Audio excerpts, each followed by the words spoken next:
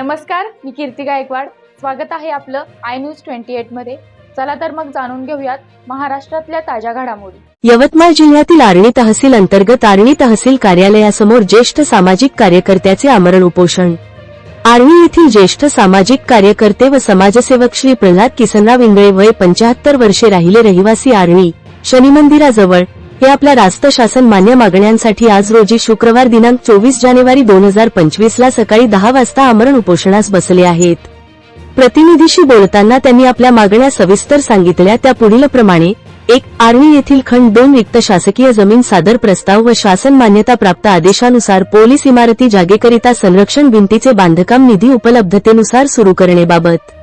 2. चुकीचा खोटा अहवाल सादर करून प्रकरण 2 वर्षे प्रलंबित ठेवून शासनाची दिशाभूल करून आर्णी विकास कामात अडथळा आणणाऱ्या दोषी अधिकारी कर्मचारी यांची खातेनिहाय चौकशी करून योग्य ती कार्यवाही करण्याबाबत. 3. प्रकरणासाठी इतर चौकशी तपास अधिकारी यांची नेमणूक करून चौकशी तपास करून व कार्यवाही करून प्रकरण निकाली काढण्यात यावे. अशा मागण्यांकरिता ते उपोषणास बसले असून आपल्या मागण्यासाठी ते ठाम आहेत.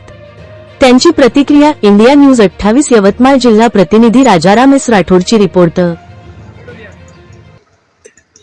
नमस्कार मित्रांनो, आपण आता इथे आर्णी तहसीलमध्ये आलेले आहोत आणि इथे आपले वयोवृद्ध काकाजी प्रल्हादजी इंगळे हे आमरण उपोषणासाठी बसलेले आहेत. तर बघूया त्यांच्या काय प्रतिक्रिया आहेत. नमस्कार काकाजी. नमस्कार. मी प्रल्हाद किसनराव इंगळे आर्णी येथील प्रेमनगर नावाचं प्रतिष्ठित असलेलं ठिकाण नव्याने 2021 रुजू झालेले आणि राजकितापत जाधव यांनी तिथे पूर्ण अतिक्रमण हटविले व ती जागा पोलीस स्टेशनसाठी मागणी केली. मागणीनुसार 14, 12, 22ला 58 जागेला पोलीस स्टेशन इमारतीकरिता शासन मान्यता प्राप्त झाली. परंतु तहसीलदार श्री भोसले यांच्या आडेलकट्टी धोरणामुळे व त्यांच्या हेकेबोलपणामुळे त्या जागेला गालबोट लागले व त्यांनी 58 ऐवजी 48 भारत जागा खाली अशी दाखवले व त्यापैकी नियमबाह्य पद्धतीने 5 गुंठे जागा मंडळ अधिकारी कार्यालयासाठी आरक्षित केली व 43 जागा पोलीस स्टेशनला दिली.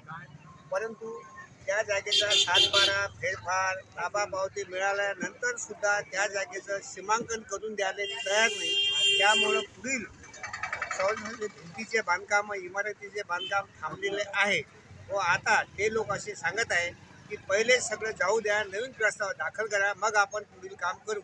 परंतु आम्ही त्याला राजी झालो नाही. आमचं म्हणणं आहे, जे तुम्ही दिली तीच आम्हाला जागाचं सीमांकन करून द्या आणि पुढील काम चालू करा. तोपर्यंत मी आमरण उपोषणाला बसणार आहोत व इतर चौकशी अधिकारी नेमून पुढील प्रकरणाची चौकशी करा अशी आमची विनंती आहे.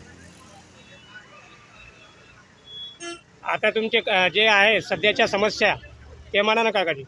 आता सध्याची समस्या एक आहे की जे जागेचं तुम्ही 7-12 फेरफार बनवून दिला त्या जागेचं सीमांकन करून द्या व 5-8 जागा जे तुम्ही जबरदस्तीने घेतली ते सोडून ती जागा पोलीस स्टेशनच्या ताब्यात देण्यात यावी व त्याचं सीमांकन करून घेण्यात यावे व उर्वरित आलेली 10 जागासुद्धा आम्हाला ताब्यात देण्यात यावी व इतर चौकशी अधिकारी नेमून पुढील कारवाई चौकशी करण्यात यावी व या प्रकरणात जे दोषी अधिकारी कर्मचारी असतील त्यांच्यावर भंगाची व नियमानुसार फौजदारी कारवाई करण्यात यावी अशी आमची मागणी आहे.